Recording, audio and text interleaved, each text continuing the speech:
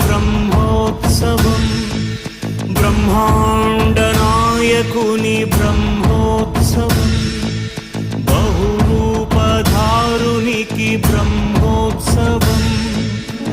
శ్రీభూసతులతో శరణాగతులతో శ్రీభూసతులతో శరణాగతులతో 7 కొండల పైన చక్కగా బ్రహ్మరూపునికి